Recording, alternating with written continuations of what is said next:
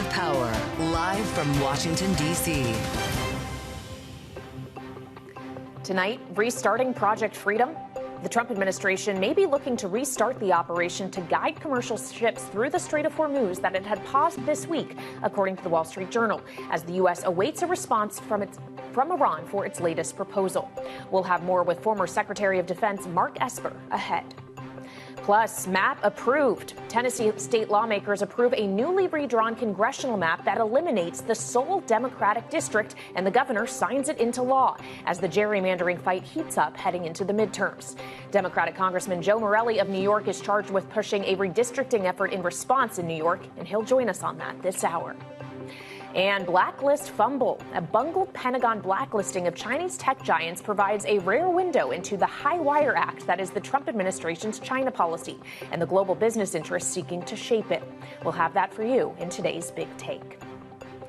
From Bloomberg's Washington, D.C. studios to our TV and radio audiences worldwide, welcome to Balance of Power. I'm Kaylee Lyons. Joe Matthew has the evening off. And we begin tonight with the latest from the administration, with reports that the Pentagon's mission in Hormuz could restart as early this week, and new reports this hour that the U.S. has conducted strikes in Iran.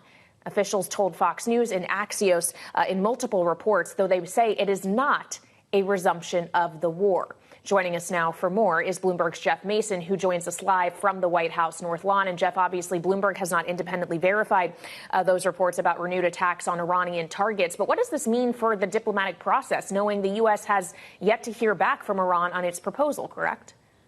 Well, it has to complicate it, Kaylee, and that is certainly something that we'll try to get more information on. But I think it's probably going to be a hard sell to say that it's not a resumption of hostilities if there are actual U.S. strikes on Iranian soil. That said, diplomacy is continuing. The president said yesterday that talks between the United States and Iran, probably via Pakistan, had been positive over the previous 24 hours. That was something he said yesterday. But he also said on the same day that there were reissued threats of starting hostilities again and of increasing bombing or restarting bombing again. So that's reflective of sort of the back and forth that the president has really made a hallmark of his communication about this war since day one.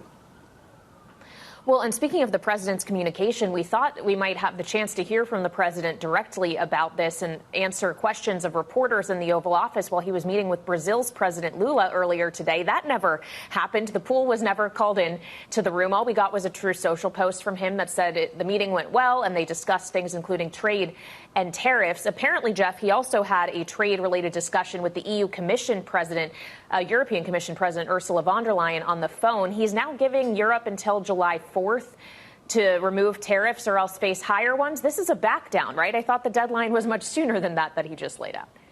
Well, it's interesting that he's saying that. I mean, the two sides had agreed to this trade deal, and maybe it's a back down. I mean, it's certainly being more specific about a fresh deadline for the European Union, which is a huge trading bloc with the United States and which has worked hard to navigate the relationship with President Trump since he came back to office over trade.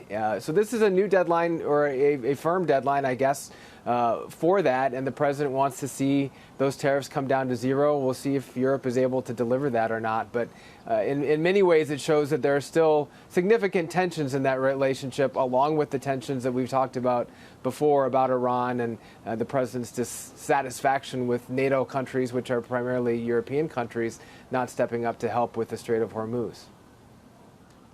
All right, Bloomberg's Jeff Mason reporting live from the White House North Lawn. Thank you, as always. And joining me now for more is Mark Esper, former Secretary of Defense during President Trump's first term and now partner at Red Cell Ventures. Mr. Secretary, welcome back to Bloomberg. It's great to have you, sir. As I mentioned to Jeff, we've seen reports now from both Fox and Axios that the U.S. has carried out strikes in Iran, though officials tell those reporters that this is not a resumption of the war. Where is that line, sir? How do we distinguish between something that is a hostile act versus something that is going to spiral into a resumption of wider hostilities? Well, first of all, I'd say I think we need to learn more, first of all. The Iranian news agency IRNA is also reporting sounds of explosions. Who knows what that is? That could have been a commercial explosion. That could have been a gas line blowing up. It could be the United States trying to do some type of leadership strike could be the Israelis. So I think we need to learn more first about what's going on. But with regard to your broader question, and it's a good one, we don't know where those lines are, right? I mentioned this a few days ago that President Trump has an instinct with regard to where that line might be, because over the last few days, week or so, we've seen the Iranians strike 10 commercial vessels. We've seen them go after U.S. naval ships about 12 times. We've seen them go against attack both UAE and Qatar, and still no major U.S. response. So I think that line is gray, and I think the president is kind of keeping it such. He wants to see negotiations go forward. Both Washington and Tehran want a deal, and we're supposed to hear back sometime in the coming hours with regard to Iran's response to what the United States put forward. Well, and as you talk about the things that to this point have not constituted a violation of the ceasefire, resumption of the war, with various trading of fire we've seen in recent days, Tasnim is now reporting that Iran is claiming it has fired missiles at 3 U.S. destroyers. We have not verified those reports, but it does seem obviously that risk is there. And as we consider President Trump's messaging on all of this, and this is obviously someone you know well, having served in his first term, is he showing that there is a certain level of desperation on the part of himself and the administration to reach this conflict's ultimate conclusion by pushing so hard for a deal, by starting and then very quickly pausing Project Freedom, for example? I just wonder what signals you think he's really sending to an Iranian regime that, while change may still be largely intact. I give the administration and him credit for standing firm on nuclear issues that have to be resolved. I think it's clear we cannot allow them to get a bomb, to develop a bomb, to have the infrastructure to enrich, et cetera, et cetera. So I think he gets credit for staying firm and clear on that part. With regard to the strategy, the way he's going about it, obviously, it's been this way and that way. This is unique. This is unique to him, in terms of, throwing different things out, trying to see what maybe sticks with regard to the Iranians, keeping them off balance, keeping everybody off balance, frankly. So I think this is more what I observed as well, his technique, the way he deals, the way he negotiates. And at the end of the day, look, this will be resolved through a negotiation. It's not going to be resolved through military conflict unless we are willing to put tens of thousands or more of ground troops on the ground to take out the regime. And I don't think anybody wants to do that, wants to go that far. So it's going to end up in a negotiation, unless, of course, the other thing that could happen is somehow the current government collapses or the people rise up. And I don't see that in the cards either way. So a negotiation will be how this is resolved ultimately. Well, so if this does need to end with negotiation, it becomes a question of the cards each person or side has at the table. The Washington Post reported today that a confidential CIA analysis that was delivered to the administration this week concluded Iran can survive the naval blockade that is still being maintained for at least 3 to 4 months before facing severe economic hardship. It also found that Tehran still retains significant ballistic missile capabilities. Has Iran really been degraded enough, felt enough pain that it is going to be willing to make major concessions to the United States? It's they've endured a lot over the last several weeks, but this is their history. They endured a lot during the Iran-Iraq war. I mean, they suffered chemical attacks by the Iraqis, and they sacrificed young men, boys, to fight in that war. So I think they're willing to endure a lot of pain to preserve this regime, to preserve the revolution. And so at the end of the day, look, war is about a contest of wills. And at this point in time, we're in a strategic stalemate. Each side, the cards they're playing are economic ones, and that's the blockade. And they're going to see who blinks first. Can the United States and President Trump withstand the economic pressure of rising gas prices on consumers and what that might mean for the November elections? And then with regard to us, can we put enough economic pressure on them, cut off trade, cut off oil, so that they can't generate the income they need to prop up the government, to prop up the military, to feed their people? And how long can they win? How long can they last? So again, I think both strategies are going to take a long time to play out before we see some type of impact, unless somebody blinks first. Well, what about Israel, who is also a party to this conflict, Mr. Secretary? I wonder what you think Israel is willing to blink, or have the United States blink for, knowing that they view this as existential, the prospect of Iran's ballistic missile capability, or eventually having real nuclear capabilities, what will be enough for them to say, OK, we too are willing to permanently lay down our arms?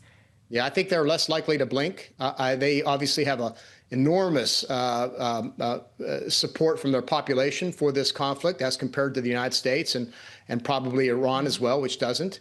And they have different goals in mind. They want complete regime change. They want to see this regime go in total, and they want to see presumably a more benign regime, but probably a democratic one. So they have different goals here. And while we're talking about Iran, it's easy to forget that they're still fighting Hezbollah in southern Lebanon right now as we speak. They still have operations in Gaza with regard to Hezbollah. They still have to be worried about the Houthis in Yemen. So, look, they live in a terrible neighborhood and they're still fighting. And as you rightly said, it's existential for them. So they want to go as far as they can take the United States when it comes to taking down this regime.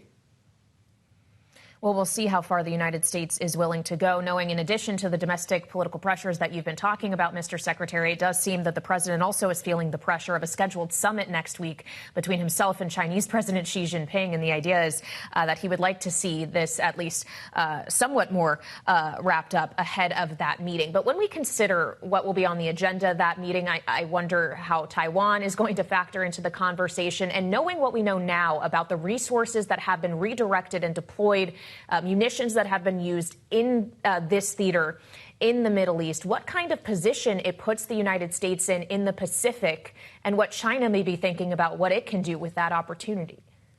Yeah, well, let me go back a step, and I'm glad you brought up China because they have moved into more of a power of influence here, position of influence.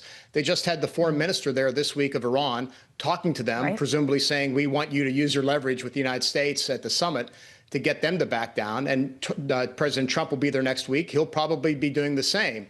On top of this, and it was kind of the news broke in the last few minutes or so, a Chinese ship has been struck in the Strait of Hormuz. And so the question is, who did that? Who struck that ship? And how does that change the dynamics of that summit? But clearly, both Iran and the United States want China to help out, to kind of break the logjam in negotiations. And China is going to respond probably by putting Taiwan on the table for President Trump. And so that will be the question: is what will President Trump negotiate away? And then with regard to your broader question, clearly, we're distracted by now with the predominance of our attention and a good number of our munitions stockpiles employed or ready to be employed in the Middle East. And that's something we need to rebuild. It's going to take years, billions and billions of dollars, and a focus on rebuilding our defense industrial base, specifically when it comes to high-end munitions. All right, Mr. Secretary, thank you so much for your valuable insight. Mark Esper, partner at Red Cell Ventures now, but of course, former U.S. Secretary of Defense. Thank you.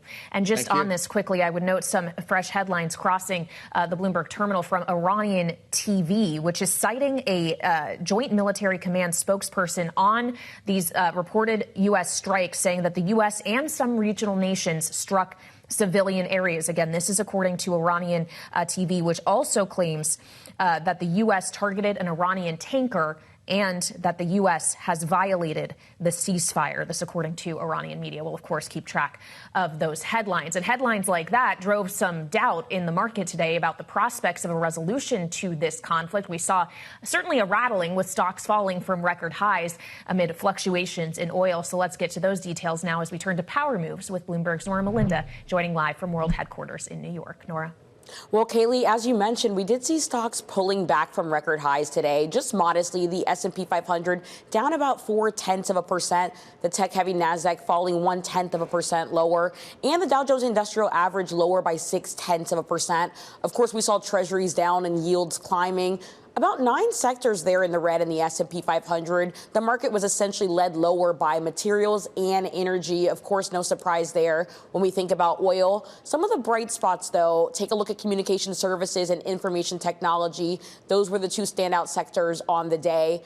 But as I mentioned, oil, we've been keeping this one in focus. Of course, we know recouping some of those losses. So take a look at Brent crude, currently trading at about $103 a barrel, up about 2%. WTI lower by about 0.3%. So we are seeing a bit of fluctuation as we keep an eye on these commodities, and especially as we saw and we think about the impact of the ongoing conflict in the Middle East, but also how it affects people's wallets, especially with gas at the pump still sitting above $4.50 per gallon. So we'll have to see how this all continues, depending on, of course, whether or not we get a response from Iran.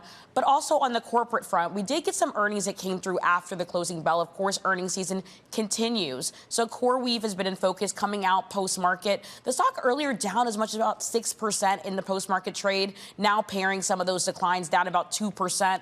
This, of course, an AI data center operator. You tie that in with the idea of heavy spending. And, of course, you've got investors quite spooked. So we did also see the company posting a wider loss than expected. But the stock is up about 80% so far year to date. But clearly, we are seeing the market really trying to price in how they view the long-term outlook for this company more broadly. And moving from there to Coinbase, we got some earnings out of that company. Stock down about 5.8% in the after-hours trade. The company posting yet another revenue loss, down 31% from last quarter. And this, of course, due to one, falling token prices, and also, of course, depressed trading activity that's really been weighing on the firm more broadly. The company recently announcing that it was going to be slashing about 14% of its workforce. So the market really trying to parse through what this means when we think about margins. The stock is down about 15% so far this year, Kaylee. All right, Bloomberg's Nora Melinda, thank you so much. And coming up, Democrats in New York are pushing for a new congressional map in response to Republican redistricting. We'll discuss with one of the lawmakers behind the initiative, Congressman Joe Morelle of New York, next on Balance of Power on Bloomberg TV and radio.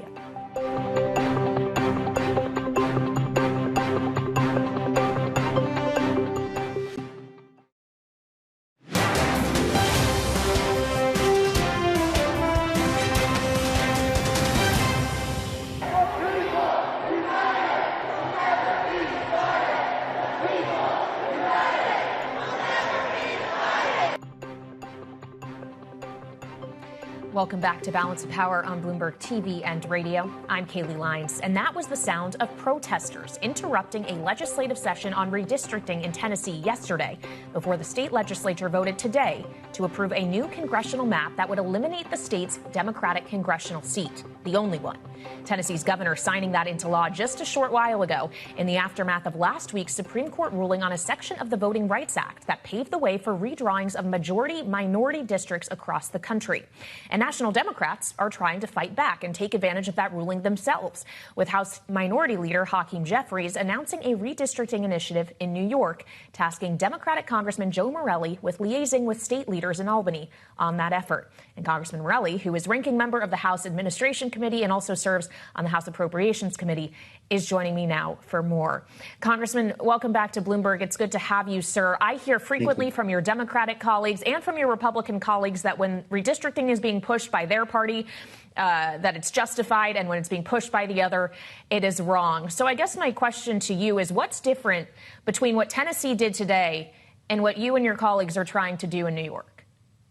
Well, look, in New York, we have had a tradition over the last several years and through the last reapportionment of having independent redistricting. So no advantage for partisan considerations. We just look at communities of interest, and we try to do the best we can for the people in our state. But we don't allow in New York mid-decade redistricting. And what has happened in Texas, where President Trump said we need to redraw the Texas lines, that's really what set this off. And he didn't say it, we need it because it will be good for America or working families around this country. He did it because he said it will advantage the Republican Party.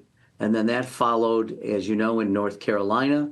It followed the work that they did in Ohio. And each of these was to benefit the partisan interests of the party in power. And the president, in my view, doesn't want the verdict of the American people. So he's doing anything he can to change the rules midterm. So what we're trying to do, and then, of course, you referenced the Calais decision by the Supreme Court last week, and now you see the rush in southern states, in Tennessee you mentioned, but in Alabama and Louisiana, South Carolina potentially, all across the South, reacting to that decision, which effectively said, I distill it down this way, that the Supreme Court said racial gerrymandering is fine. You can do it. Just don't call it racial gerrymandering. Call it whatever you want, partisan gerrymandering, help incumbents, but whatever you do, just don't say it's racial. But that's effectively what it is. You see, just in the last several days, the move to eliminate black voices in the House of Representatives. In New York, because we can't do mid-decade redistricting under our Constitution, it becomes necessary for New Yorkers to have a say, just as they did in California and Virginia. Not that we would have done this, but we have to do it in response to what has happened now, both with President Trump's intervention and now the Supreme Court. We didn't start this fight, but we're sure as hell going to finish it. And we're going to do everything we can to protect the interests, in my case, of New York State, but I think you're going to see it in Colorado. I think you're going to see questions in New Jersey and Maryland and other states that are going to respond to this. Well, so I'm wondering how your conversations went this week in Albany about this, and if you heard any concerns that this is just going to be something that spirals out of control and on net ends up with just many more seats that are firmly red or firmly blue, contributing to the deeper political polarization we are seeing in this country ultimately. Well, I think people are certainly concerned about the politicization and the deepening divisions.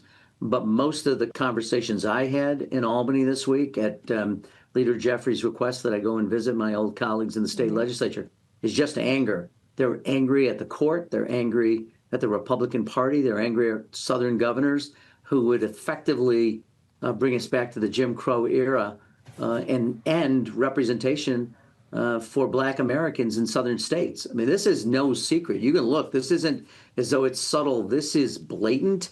It is obvious. And the only thing they're trying to do is eliminate Black representation. It's not a secret. So people are angry. They want New York to respond. The people of New York want us to respond. Every day, no matter where I go, people say, what are you going to do to fight back what is effectively the dismantling by the Republican Party of American democracy? So, look, we're in this fight. I think in some ways it's existential to this republic. Are we going to have fair representation? Or are Black Americans and others who are going to be disenfranchised, are they simply going to end up being in a position where they have taxation but no representation?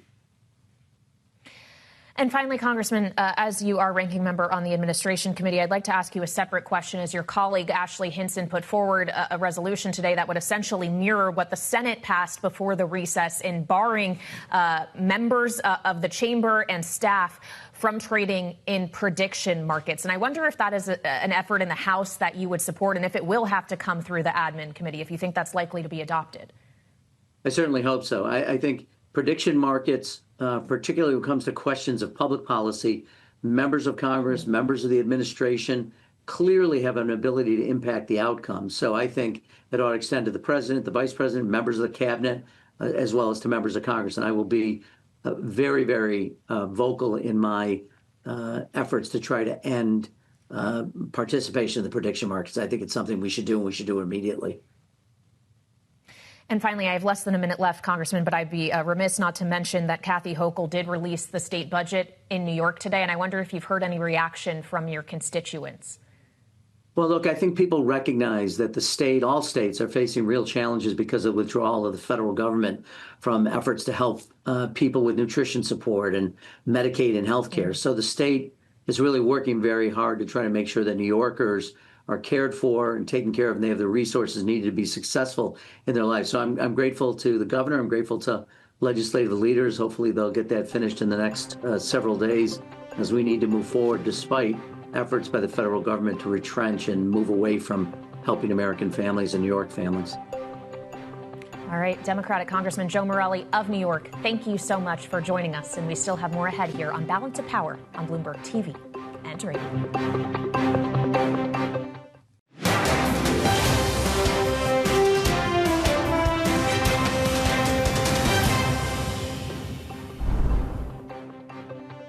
This is Balance of Power on Bloomberg TV and radio. I'm Kaylee Lyons, and we're coming to you with some breaking news here on Bloomberg TV and radio tonight as headlines are crossing the terminal. Iran claiming the U.S. has violated the ceasefire, according to Iranian TV, with officials saying that the U.S. targeted an Iranian tanker and that regional nations also struck targets in Hormuz. Again, this is according to Iranian state media. We also have multiple U.S.-based outlets, including Fox and Axios, reporting U.S. strikes on targets in the Strait, while saying this action does not resume the war. For more, we bring in now Adam Farrar, senior geoeconomics analyst for Bloomberg Economics. So, Adam, if officials are saying this isn't a resumption of the war, but Iran is saying that this is a violation of the ceasefire, how should we read into what does appear to be hostile activity? So, I mean, the first thing is this seems to be the result of the ongoing U.S. blockade of Iran and the fact that we have U.S. forces and Iranian forces in such close proximity, right? And the fact that U.S. forces continue to enforce the blockade that Iran sees as a violation of the ceasefire in and of itself. And so the current situation is evolving. We don't fully have a good picture. But from the statements we're getting from U.S. media outlets, it does seem that the U.S. is already trying to tamp down the potential escalation here and try and get back in line, as the president has been saying, towards the peace discussions that are supposedly ongoing. But Iran so far seems to be, at least from these public statements, pushing back and potentially looking at retaliation. Well, and supposedly ongoing is a good way of characterizing it. We have not yet heard back, at least publicly, from Iran on the latest proposal put forward by the United States. What does activity like this do ultimately to the prospect of diplomacy prevailing? So in the best case, it's pushing it out, right? I mean, it's another roadblock as the two sides try and work through incredibly difficult conversations, not only on the current state of the Strait of Hormuz, but also Iran's nuclear program, its ballistic missile program, the future of its support for proxies in the region, all of which will take significant time. But the reality is right now, Iran and the United States aren't even talking to each other in person. They're still going through an intermediary. And what we're seeing here is that the longer that goes, the higher there is risk of exchange of fire and potentially escalation. And the question right now is this just another blip of violence, as we saw earlier this week with the attacks in the UAE, or is this actually a re-escalation in the conflict and a return to the more prolonged fire that we saw earlier in the war? Well, and when we consider firing that could be happening here, maintaining the blockade is one thing, which the U.S. has not backed down from, like they did or put on pause Project Freedom, which we saw reporting in the Wall Street Journal today. They may be looking to restart now that the Saudis and Kuwait seem willing to allow us to use their airspace and bases. How much more activity like what we're seeing reports of this evening could result if they really are going to try to restart Project Freedom and militarily ensuring the safe passage of commercial vessels through the Strait? So, I mean, we still have so many questions about what Project Freedom really entails. We had that only short 24 to 36 hours of operations where the U.S. did reportedly engage Iranian vessels to stop them from harassing these two vessels that transited through the Strait. So the question really is, who blinks first in that situation? If Iran continues to challenge the transit of vessels and the U.S. is striking them, that puts us in the situation we're in right now, where real broader escalation and return to strikes throughout the region and potentially expanding beyond it if proxies are returned to the conflict could come forward. And so for now, we really have to wait and see. And one other thing I would highlight for folks is this question of what Iran is referring to about other partners in the region being part of these strikes and whether that means that the UAE or Saudi Arabia have now actually entered the conflict for the first time. All right, Adam Farrar, rushing to help us break down these headlines, our senior geoeconomics analyst at Bloomberg Economics. Thank you so much. And if that weren't enough breaking news for one evening, we also have another red headline crossing the Bloomberg terminal that a U.S. trade court has ruled President Trump's latest 10% tariffs unlawful. Remember, this is a strategy that he pursued in the aftermath of the Supreme Court's IEEPA ruling that said his tariffs under that authority were also not in keeping with the Constitution. He then went to this 10% blanket tariff that he said by law he could enact for a number of days, but a U.S. trade court is now saying that is not the case, declaring them unlawful, and we will continue to follow this, keeping in mind that a tariff and trade policy is also expected to be a critical focus in President Trump's planned meeting in China in Beijing next week with Chinese President Xi Jinping. It's obviously very highly anticipated, and it provides some interesting context and backdrop as we think about the factors going into this relationship, which is the subject of reporting in today's Big Take. It looks specifically at Chinese companies that were listed and then very quickly unlisted in a critical list put out by the Pentagon in terms of Chinese companies that pose risk. And we want to get into more of this now with Bloomberg's Michael Shepard, who is here with me in our Washington, D.C. studio. So the so-called blacklist, a little bit of a stumble here we saw earlier this year before what was scheduled to be a late March meeting between Trump and Xi. So walk us through this, Mike, and what it signals about the kind of stop and start, on and off again Chinese policy that this administration has. Well, the episode you're referring to, Kayleigh, took place on, of all days, Friday the 13th in February. And what happened was the Pentagon very briefly published this list of companies as mandated by Congress that are tied to the Chinese military. And the idea is that you would restrict based on knowing who's on this list, them from doing business in the U.S. It's used as a way to bar them from gaining government contracts, access to research funding, and it's also seen by investors as a precursor to possible future sanctions. So this list is closely watched by investors and carries some weight, and it also, given the China relationship, also has some significance because it can really be seen as a provocative move. Yet the fact that it was published and then pulled back really prompted us to take a deeper dive. And a credit to our colleague Kate O'Keefe for the fantastic reporting in this, in which she found that it boiled down to a miscommunication between the White House and the Pentagon over whether or not to remove 2 Chinese chip makers from the list. The White House wanted them kept on there. The briefly published list had them removed. Set off a whole thing, as we explain in this article, and it ultimately resulted in the list being pulled. It hasn't been republished since, Kayleigh, and in part that's because the 2 leaders have yet to meet, and publishing it again could add another disturbance in the force to the dynamic that's already fraught between the U.S. and China. Remember, we have this delicate trade truce that's been in place since October, and this fumble took place only a few months after that agreement had been reached. Well, and it's one thing to be waiting for this meeting to take place, but she also reported on the notion that there's a lot of influence lobbying around this list, in particular here in Washington in the interim. Absolutely, and this was another revelation in all of her reporting, that this list has actually turned into a cash cow on K Street for a lot of firms that are trying to influence the designation process. Because, you know, as I said, the list itself is seen as a stepping stone to tougher sanctions, and companies are really concerned, not just Chinese companies, but any sort of exposure they might have to that kind of process that could limit their business and could undermine them. And Kate has separately reported on efforts by CATL, the world's top battery maker, which is Chinese founded and based, at its efforts to try to be removed from the list. And then other companies like Xiaomi have even successfully sued to be removed. So it is something that is contested not only on K Street by lobbyists, but even in court. So there is a lot happening here in Washington about the composition of the list, who gets on, who gets off, and then how it's used ultimately as this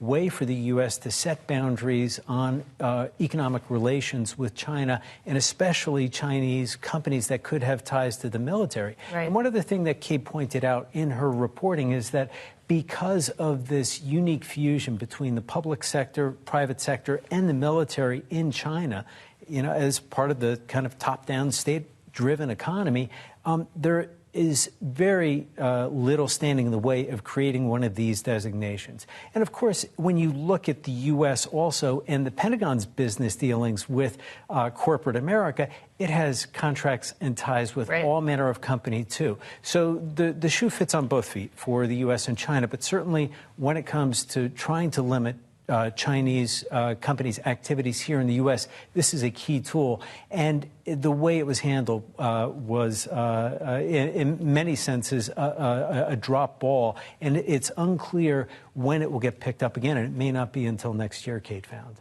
All right. Mike, thank you so much. As always, great recap by Mike and great reporting by our colleague, Kate. Michael Shepard, thank you so much.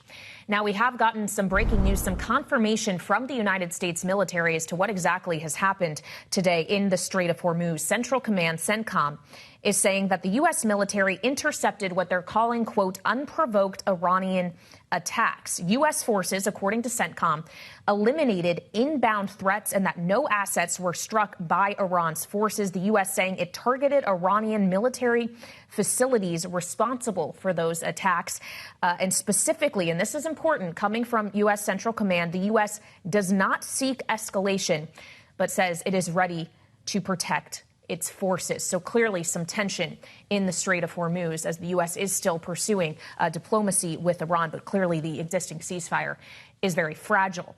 As the relations between the U.S. and many allies due to the conflict with Iran, we're seeing those fragilities on full display In Europe, with Germany's top diplomat today saying that the tension between President Trump and German Chancellor Friedrich Merz over the war in Iran in part was a misunderstanding, and that the government in Berlin supports the U.S.'s aim to ensure that Iran has no nuclear weapon.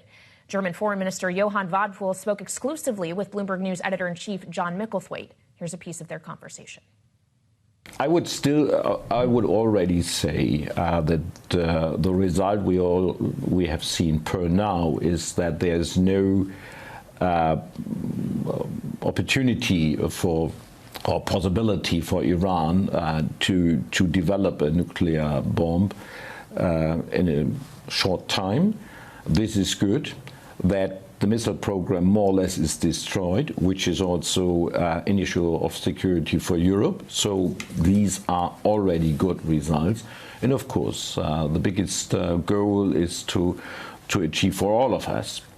And that is for that very reason we are supporting the US side with all what we diplomatically can do, is really to guarantee for the future that this very regime will not have in his hands a nuclear weapon. What about the Straits of Hormuz, which they were open before this conflict? Now they are not open. That presumably is something that you'd want to guarantee too. Of course.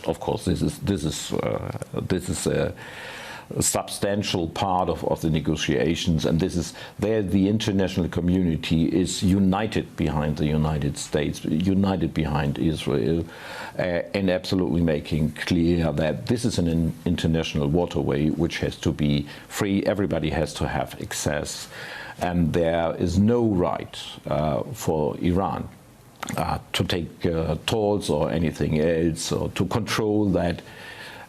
So this is, of course, of highest importance for all of us. I know it's a little weird to worry about somebody insulting Donald Trump, given the number of insults that come the other way. But looking back, do you think the Chancellor's talk about Iran being a humiliation for America, do you think that was a mistake?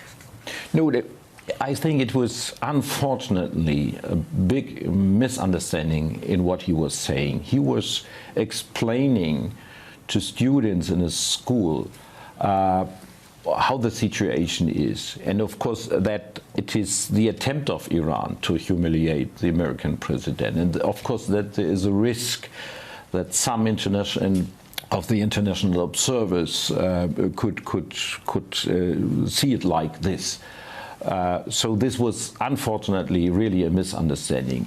In the very idea and the intention of the Chancellor was to make to Iran absolutely clear that they should not try to go this way, and that they should not even try to humiliate the American president, because though it was not our advice to begin this very war, we are absolutely behind the United States in all what they are doing to prevent Iran to become a nuclear weaponized power.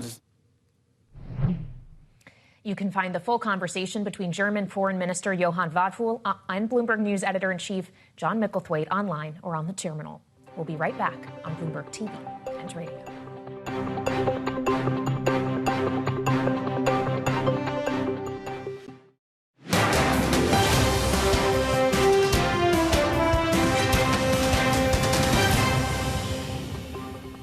Welcome back to Balance of Power on Bloomberg TV and radio. I'm Kaylee Lines. It's been a night full of breaking news. And shortly before we came on the air, we got word that Tennessee's governor signed a bill passed today that changes the state's congressional map, eliminating the only Democratic majority-minority seat.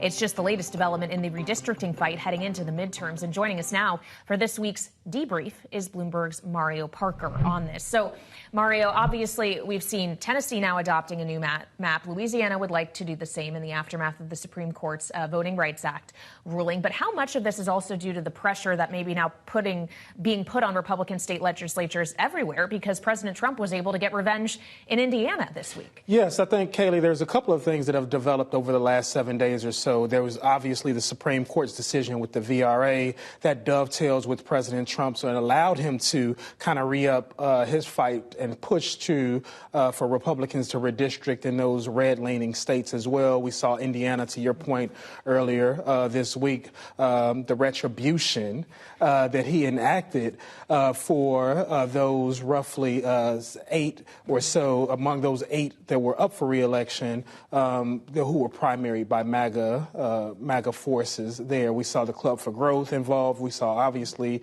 Turning Point USA involved as well. And we just saw the might of the president's MAGA advisors, strategists, and political power kind of bear down on the Hoosier state.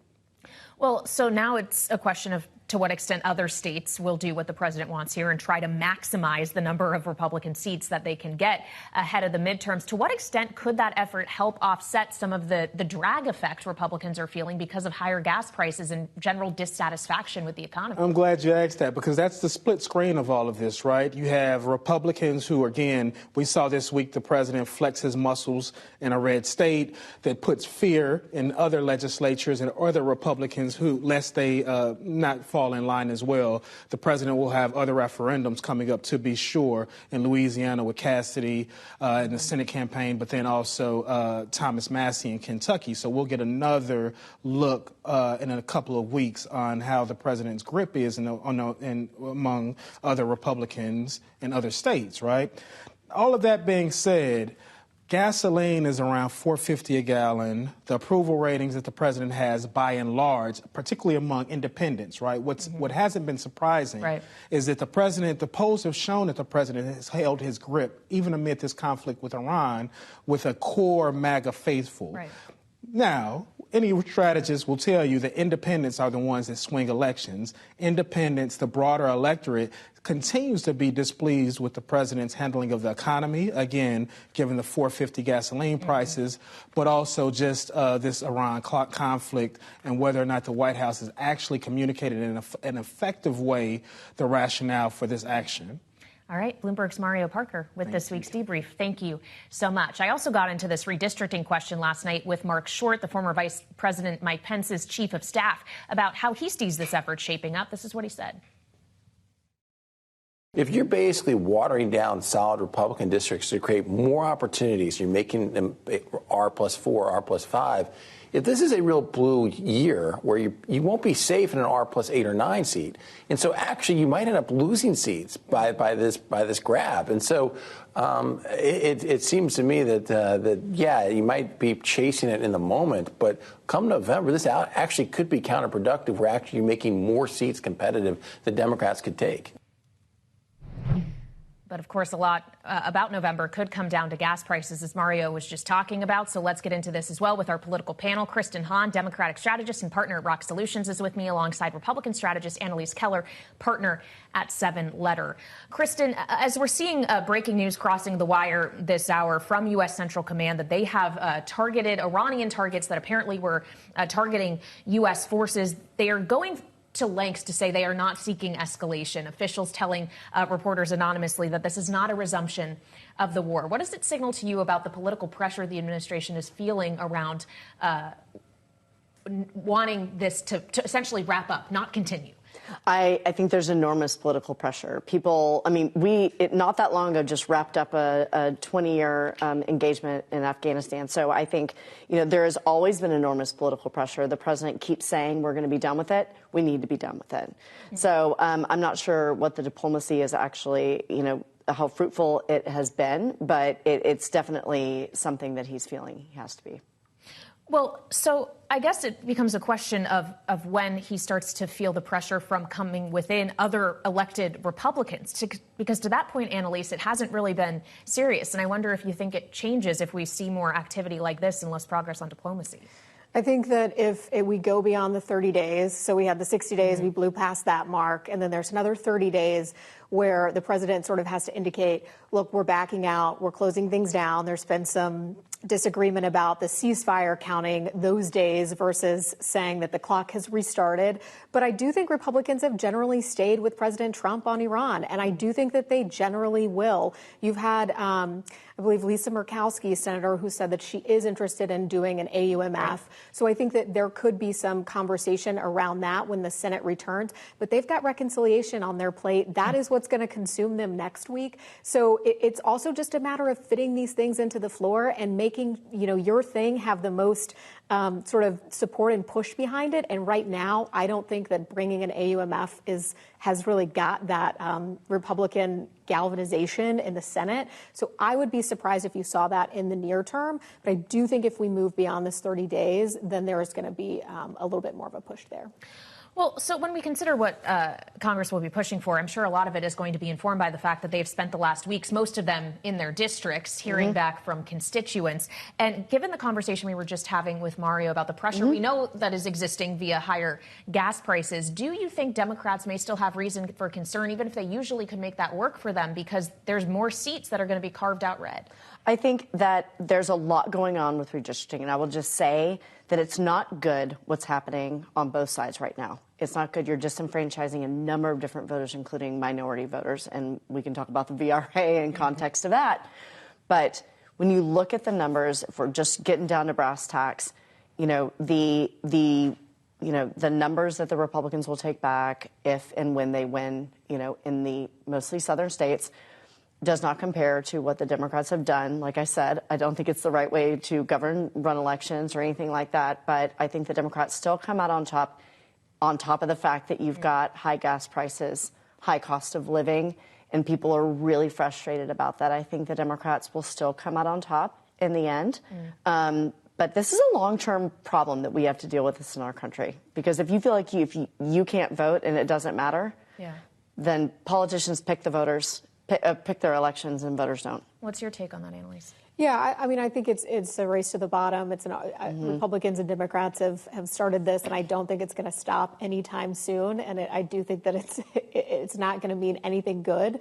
But in terms of what we're talking about, a couple of things that are interesting for me to keep in mind in the midterms. If we look at President Trump's first midterm cycle, he lost about 40 seats. There was this huge blue wave. And then, remember Biden, Republicans thought that there was going to be kind of the same thing happen. There was really a lot of dissatisfaction with the economy in the same sort of way that we're feeling now with these inflationary pressures. And Republicans were expecting to sweep, and they only ended up winning about 14 or 15 seats. And one of the reasons is because the map is so different. So I kind of think Mark Short's opinion there was really interesting when he said that he thinks it's going to put some more seats in play. I tend to agree with that. I'm really curious to see how it's like the overreach in Texas and Florida. Because if you think about it, if you're taking some of these Republican or Democratic voters and you're smushing them into a district, it has a lot of impacts, especially if the atmospherics are really positive for Democrats. So I'm very curious to see that. But I think that's what you can expect. It's not going to be this huge wave like people might expect it to be. All right, Annalise Keller, Kristen Hahn, wish we had more time. Thank you both. Of course, we had to deal with some breaking news this evening as the U.S. military says it does not seek escalation after striking Iranian facilities